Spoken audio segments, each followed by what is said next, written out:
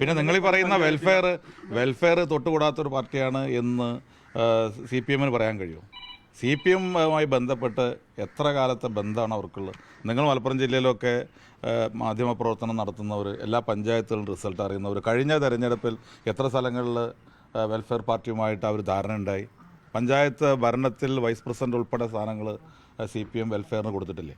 അപ്പോൾ ഇവിടെ ഒരു ചർച്ച പോലും തുടങ്ങുന്നതിന് മുമ്പ് അല്ലെങ്കിൽ ചർച്ച പൂർത്തീകരിക്കുന്നതിന് മുമ്പ് ഇത്തരം കാര്യങ്ങൾ പറയേണ്ട ഒരു കാര്യമില്ല. വരട്ടെ, കാര്യങ്ങൾ നോക്കി കാണാം.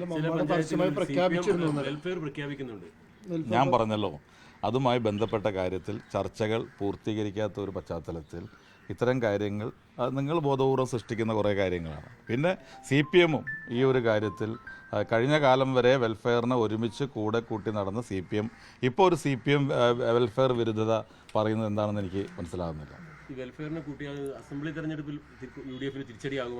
ഞാൻ പറഞ്ഞല്ലോ, നിങ്ങൾ ആദ്യം ചോദിക്കുക വെൽഫെയർ ഉണ്ട്, രണ്ട് ഇപ്പോൾ നിയമസഭയുടെ തിരിച്ചടി വയ്ക്കുന്നത്. ഇവിടെ തുടങ്ങിയെടുത്തുന്നുള്ള മുന്നോട്ട് പോട്ടെ, അതിനുശേഷം നമുക്ക് ആലോചിക്കാം.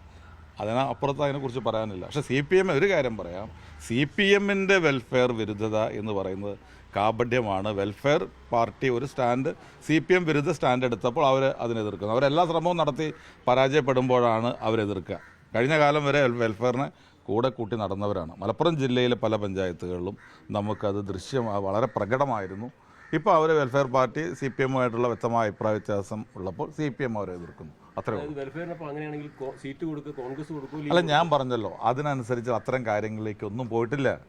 നിങ്ങൾ അതിനെക്കുറിച്ച് ആശങ്ക വളരെ മുൻകൂട്ടി ഇത്തരം കാര്യങ്ങൾ ചോദിക്കേണ്ട കാര്യം. വരട്ടെ, നമ്മൾ ചർച്ച കഴിയട്ടെ, ആരൊക്കെ സീറ്റ് എവിടെയൊക്കെ മത്സരിക്കുന്നു, അപ്പം നമുക്ക് വീണ്ടും കാണാം.